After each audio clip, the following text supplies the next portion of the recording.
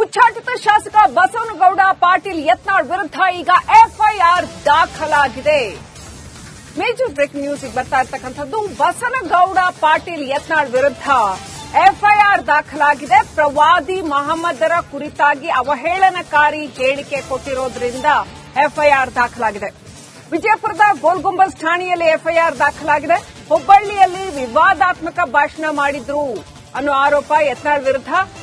ಇದೀಗ ಮೊಹಮ್ಮದ್ ಹನ್ನಾನ್ ಅನ್ನೋರು ಯತ್ನಾಳ್ ವಿರುದ್ಧ ದೂರು ನೀಡಿದ್ದಾರೆ. ಏಪ್ರಿಲ್ 7ನೇ ತಾರೀಕು ರಾಮನವಮಿಯ ದಿನ ಮಾಡಿದ ಭಾಷಣ ವಿವಾದಾತ್ಮಕ ಭಾಷಣವಾಗಿತ್ತು ಅಂತ. ಇಸ್ಲಾಂ ಹಾಗೂ ಪ್ರವಾದಿ ಮೊಹಮ್ಮದರ ಬಗ್ಗೆ ಯತ್ನಾಳ್ ಭಾಷಣ ಮಾಡಿದ್ರು, ಅವಹೇಳನಕಾರಿಯಾಗಿ ಮಾತನಾಡಿದ್ರು ಅಂತ ದೂರು ದಾಖಲಾಗಿದೆ.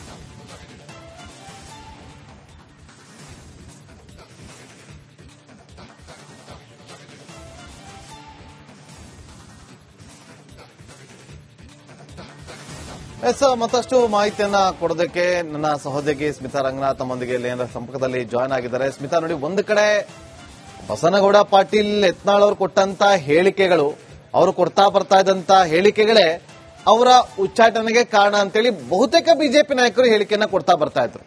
ಈಗ ಮತ್ತೊಮ್ಮೆ ವಿವಾದಾತ್ಮಕವಾದಂತ ಹೇಳಿಕೆಯನ್ನ ಕೊಟ್ಟು ಎಫ್ಐಆರ್ ದಾಖಲಾಗಿದೆ. ಮುಂದೆ ಏನಾಗಬಹುದು ಅಂತ? ನಿಜ ನಾಗೇಂದ್ರ ಬಾಬು, ನೋಡಿ, ಕೆಲವರಿಗೆ ಮಾತೆ ಶತ್ರುವಾಗುತ್ತೆ ಅನ್ನೋದಕ್ಕೆ ಯತ್ನಾಳ್ ಅವರು ಬಹುದೊಡ್ಡ ಉದಾಹರಣೆ. ನೀವು ಹೇಳ್ತಾ ಇದ್ದಾಗೆ ಪಕ್ಷದಿಂದ ಅವರನ್ನ ಉಚ್ಚಾಟನೆ ಮಾಡ್ಲಿಕ್ಕೂ ಕೂಡ ಅದೇ ಅವರ ಮಾತುಗಳೇ ಕಾರಣವಾಗಿದ್ದು. ಆದ್ರೆ ಇದೀಗ ಅವರ ವಿರುದ್ಧ ಮತ್ತೊಂದು ಎಫ್ಐಆರ್ ದಾಖಲಾಗ್ಲಿಕ್ಕೂ ಕೂಡ ಅವರ ಮಾತುಗಳು, ವಿವಾದಾತ್ಮಕ ಮಾತುಗಳು ಕಾರಣವಾಗಿರೋದು. ಹುಬ್ಬಳ್ಳಿಯಲ್ಲಿ ಶ್ರೀ ರಾಮನವಮಿಯ ನಿಮಿತ್ತ ಕಾರ್ಯಕ್ರಮ ಹಮ್ಮಿಕೊಳ್ಳಲಾಗಿತ್ತು, ಬಹಿರಂಗ ವೇದಿಕೆ ಅದು. ಆ ವೇದಿಕೆಯಲ್ಲಿ ವಫ್ ಕಾಯ್ದೆಗೆ ಕೇಂದ್ರ ಸರ್ಕಾರ ತರಲಿಕ್ಕೆ ಹೊರಟಿರುವ ತಿದ್ದುಪಡಿಯ ಕುರಿತಾಗಿ ಯತ್ನಾಳ್ ಅವರು ಮಾತನಾಡ್ತಾ ಇರ್ತಾರೆ. ಮಾತಿನ ಭರದಲ್ಲಿ ಯತ್ನಾಳ್ ಅವರು ಪ್ರವಾದಿ ಮೊಹಮ್ಮದ್ ಪೈಗಂಬರ್ ಅವರನ್ನ ಅವಹೇಳನೆ ಮಾಡುವಂತಹ ಮಾತುಗಳನ್ನಾಡಿದ್ದಾರೆ ಅಂತ ಹೇಳಿ ಅವರ ವಿರುದ್ಧ ಇದೀಗ ವಿಜಯಪುರದ ಗೋಲ್ ಗುಂಬಜ್ ಠಾಣೆಯಲ್ಲಿ ಪ್ರಕರಣ ದಾಖಲಾಗಿದೆ. ಮೊಹಮ್ಮದ್ ಹುನ್ನಾನ್ ಅನ್ನುವರು ಎಫ್ಐಆರ್ ಅನ್ನ ದೂರು ಕೊಟ್ಟಿದ್ದಾರೆ. ಆ ದೂರಿನ ಆಧಾರದ ಮೇಲೆ ಇದೀಗ ಎಫ್ಐಆರ್ ಕೂಡ ದಾಖಲಾಗಿದೆ. ಏನ್ ಹೇಳಲಿಕ್ಕೆ ಹೊರಟಿದ್ರು ಯತ್ನಾಳ್ ಅಂದ್ರೆ, ನೋಡಿ, ಈ ವಫ್ ಕಾಯ್ದೆಗೆ ಕೇಂದ್ರ ಸರ್ಕಾರ ತರಲಿಕ್ಕೆ ಹೊರಟಿರುವ ತಿದ್ದುಪಡಿ ಏನಿದೆ ಅದು ಮಸ್ಟ್ ಅಂಡ್ ಶುಡ್ ಆಗ್ಲೇಬೇಕಾಗಿರೋದು. ಅದರಲ್ಲೂ ಹಿಂದೂ ಸಮುದಾಯದ ಪ್ರತಿಯೊಬ್ಬರೂ ಕೂಡ ಅದರ ಪರವಾಗಿರಬೇಕು, ಕೇಂದ್ರ ಸರ್ಕಾರ ತೆಗೆದುಕೊಳ್ಳಿಕ್ಕೆ ಹೊರಟಿರುವ ನಿರ್ಧಾರದ ಪರವಾಗಿರಬೇಕು. ಆದ್ರೆ ಅನ್ಫಾರ್ಚುನೇಟ್ಲಿ ಅನೇಕ ಹಿಂದೂಗಳು, ರಾಜಕಾರಣಿಗಳು, ಪ್ರಭಾವಿಗಳೇನೆ ಇದರ ವಿರುದ್ಧವಾಗಿ ನಿಂತು ಬಿಟ್ಟಿದ್ದಾರೆ. ಅದರಲ್ಲೂ ಇಂಡಿ ಕೂಟದ ಜೊತೆಯಲ್ಲಿ ಮತ್ತೆ ಸಂಪರ್ಕ ಮಾಡ್ತೀನಿ. ಹಾಗೆ ಸಂಪರ್ಕದಲ್ಲಿದೆ ಈಗ ನಮ್ಮೊಂದಿಗೆ ದೂರುದಾರರಾದಂತಹ ಮೊಹಮ್ಮದ್ ಅವರು ಫೋನ್ ಸಂಪರ್ಕದಲ್ಲಿದ್ದಾರೆ. ಸರ್, ನಮಸ್ಕಾರ. ನಮಸ್ಕಾರ ಮೊಹಮ್ಮದ್ ಅವರೀಗ ನೀವು ದೂರನ್ನ ಕೊಟ್ಟಿದ್ದೀರಿ, ಎಫ್ಐಆರ್ ಆಗಿದೆ. ಹೌದಾ? ಆಗಿದೆ. ಮುಂದೆ ಏನ್ ಮಾಡ್ಬೇಕು ಅಂತ ಅನ್ಕೊಂಡಿದ್ರಿ? ಇಲ್ಲ ಸರ್, ಅವನಿಂದ ನಮ್ಗ ದುಃಖ ಆಗ್ತಾ ಇದೆ ಅಂದ್ರ ಒಂದ್ ಸ್ವಲ್ಪ ಆ ಮುಟ್ಟಾಳೆ MLA ಗೊತ್ತಾಗ್ಬೇಕ. ಇಂಥದ್ ಮುಸ್ಲಿಂ ಬಗ್ಗೆ ಮಾತಾಡ್ಬೇಕಂದ್ರ, ಪೈಗಂಬರ್ ಅವ್ರ ಬಗ್ಗೆ ಮಾತಾಡ್ಬೇಕಂದ್ರ ಒಂದ್ ಸ್ವಲ್ಪ ಬುದ್ಧಿಯರ ಇರ್ಬೇಕು ಅವ್ನಿಗೆ. ಅಲ್ಲಿ ಹೋಗಿದ್ದೆ ಅದಕ್ಕ ರಾಮನವಮಿ ಫಂಕ್ಷನ್ಗೆ ಹೋಗ ನಾನು. ಅಲ್ಲಿ ಮಾತಾಡೋದು ಏನಿದೆ, ರಾಮ ಅವ್ರ ಚರಿತ್ರೆ ಬಗ್ಗೆ ಮಾತಾಡ್ಬೇಕ. ಅದು ಬಿಟ್ಕಿರಿಂದ ಮುಸ್ಲಿಮರಿಗೆ ಮತ್ತು ಮೊಹಮ್ಮದ್ ಪೈಗಂಬರ್ ಅವ್ರ ಬಗ್ಗೆ ಮಾತಾಡ್ತಾನಂದ್ರ ಅವ್ನಿಗೆ ಎಷ್ಟು ಬುದ್ಧಿ, ಏನು ಅವ್ನ ತಲಿ, ಅವ್ನು ಹುಚ್ಚಾಗಿದ್ದಾನೆ. ಅವ್ನ ಜೈಲಿಗಲ್ಲ, ಹುಚ್ಚ ಹಾಸ್ಪಿಟಲ್ಗೆ ಕಳಿಸ್ಬೇಕಾದ ನಮ್ ವಿನಂತಿ. ಇನ್ನೊಂದು ಸಿದ್ದರಾಮಯ್ಯ ಸಾಹೇಬ್ರಿಗೆ ನಮ್ ಏನ್ ವಿನಂತಿ, ಇಂಥದ್ದು ಒಂದು ಕಾರ್ಟೂನ್ ಇಟ್ಕೊಂಡ ಅವ್ರೇನ್ ರಾಜಕೀಯ ಮಾಡ್ತಾ ಇದಾರಲ್ಲ ಕಾಂಗ್ರೆಸ್ ಅವರು, ಅದೊಂದ್ ಸ್ವಲ್ಪ ಅವ್ರಿಗೂ ತಿಳ್ಕೊಬೇಕು ಸಿದ್ದರಾಮಯ್ಯ ಸಾಹೇಬ್ರು. ಇವನಿಗೆ ಭಯ ಬಿಡುವುದು ಮತ್ತು ಮುಂದೆ ಕಾಂಗ್ರೆಸ್ ಮುಸ್ಲಿಂ ವೋಟ್ ಬ್ಯಾಂಕ್ ಸಂಬಂಧ ತಾವು ಕಾಂಗ್ರೆಸ್ ಹಿತಾಯತಿ ಆಗಿ ಮುಂದೆ ಬರುವುದು. ಹಿಂಗೆ ಇಷ್ಟೆಲ್ಲ ನಡೆದಿದೆ. ಬಸವನಗೌಡ ಯತ್ನಾಳ್ಗೆ ಬೇಗವಾಗಿ ಅರೆಸ್ಟ್ ಮಾಡಿ ಅವನಿಗೆ ಜೈಲಿಗಲ್ಲ, ರಿಚ್ ಹಾಸ್ಪಿಟಲ್ ಕಳಿಸ್ಬೇಕಂತ ನಮ್ಮ ವಿನಂತಿ ಇದೆ.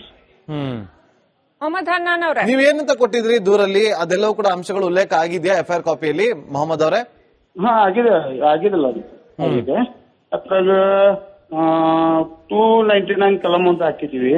ಒಂದು 323 ಏನಿದೆ ಇಂಥದೆಲ್ಲ ಒಂದು 2-3 ಕಲಂ ಹಾಕಿ ಅದಕ್ಕೆ ಸೆಕ್ಷನ್ ಹಾಕಿ ನಾವು ಕೊಟ್ಟಿದ್ದೀವಿ.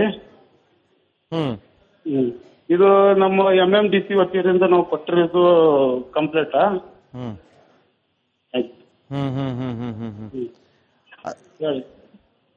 ಹಲೋ, ಮೊಹಮ್ಮದ್ ಅವರೇ ಹೇಳಿ.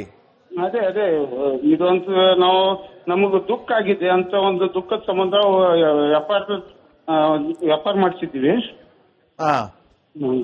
ಈಗ ಮುಂದೆ ನಿಮ್ಮ ಕಾನೂನಾತ್ಮಕವಾದಂತಹ ಹೋರಾಟ ಹೇಗಿರುತ್ತೆ ಅಂತ ಮೊಹಮ್ಮದ್ ಅವರೇ, ಈಗ ಎಫ್ಐಆರ್ ಆಗಿದೆ, ಹಾ ಮುಂದೆ ಹೇಗೆ ಅಂತ?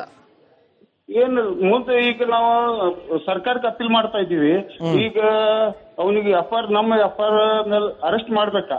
ಮಾಡ್ಲಿಕ್ಕಂದ್ರೆ ಮುಂದಿನ ತೀರ್ಮಾನದಾಗ ನಾವು ಬಿಜಾಪುರ ಒಂದೇ ಅಲ್ಲ, ಇಡೀ ಕರ್ನಾಟಕದಾಗ ಎಷ್ಟು ಮುಸ್ಲಿಮರು ಅದಾರ ಒಟ್ಟರು ಒಂದೊಂದು ಕಂಪ್ಲೇಂಟ್ ಮಾಡಿಸಿ ಅವನಿಗೆ ಅರೆಸ್ಟ್ ಮಾಡೋತನ ಬಿಡಲ್ಲ. ಈ ಮೇಲೆ ರೋಡ್ ಮೇಲೆ ಇಳಿದು ನಾವು ಹೋರಾಟ ಮಾಡ್ಬೇಕಾಗತ್ತೆ. ಓಕೆ ಥ್ಯಾಂಕ್ ಯು ಮೊಹಮ್ಮದ್ ಅವರೇ ನಮ್ಮೊಂದಿಗೆ ಮಾತಾಡ್ಬೇಕು. ಉಚ್ಚಾಟಿತ ಶಾಸಕ ಬಸವನಗೌಡ ಪಾಟೀಲ್ ಯತ್ನಾಳ್ ವಿರುದ್ಧ ಈಗ ಎಫ್ಐಆರ್ ದಾಖಲಾಗಿದೆ. ಮೇಜರ್ ಬ್ರೇಕಿಂಗ್ ನ್ಯೂಸ್ ಬರ್ತಾ ಇರ್ತಕ್ಕಂಥದ್ದು. ಬಸವನಗೌಡ ಪಾಟೀಲ್ ಯತ್ನಾಳ್ ವಿರುದ್ಧ ಎಫ್ಐಆರ್ ದಾಖಲಾಗಿದೆ. ಪ್ರವಾದಿ ಮಹಮ್ಮದರ ಕುರಿತಾಗಿ ಅವಹೇಳನಕಾರಿ ಹೇಳಿಕೆ ಕೊಟ್ಟಿರೋದ್ರಿಂದ ಎಫ್ಐಆರ್ ದಾಖಲಾಗಿದೆ.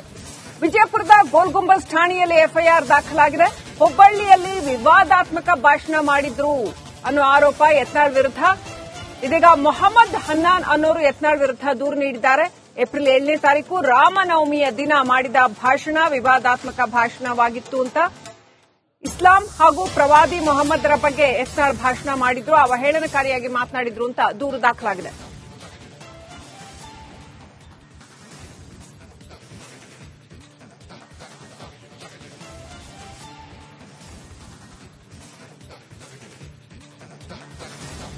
ಮತ್ತಷ್ಟು ಮಾಹಿತಿಯನ್ನ ಕೊಡೋದಕ್ಕೆ ನನ್ನ ಸಹೋದರಿ ಸ್ಮಿತಾ ರಂಗನಾಥ್ ನಮ್ಮೊಂದಿಗೆ ಸಂಪರ್ಕದಲ್ಲಿ ಜಾಯ್ನ್ ಆಗಿದ್ದಾರೆ. ಸ್ಮಿತಾ, ನೋಡಿ, ಒಂದು ಕಡೆ ಬಸನಗೌಡ ಪಾಟೀಲ್ ಯತ್ನಾಳ್ ಅವರು ಕೊಟ್ಟಂತ ಹೇಳಿಕೆಗಳು, ಅವರು ಕೊಡ್ತಾ ಬರ್ತಾ ಇದ್ದಂತ ಹೇಳಿಕೆಗಳೇ ಅವರ ಉಚ್ಚಾಟನೆಗೆ ಕಾರಣ ಅಂತೇಳಿ ಬಹುತೇಕ ಬಿಜೆಪಿ ನಾಯಕರು ಹೇಳಿಕೆಯನ್ನ ಕೊಡ್ತಾ ಬರ್ತಾ ಇದ್ರು.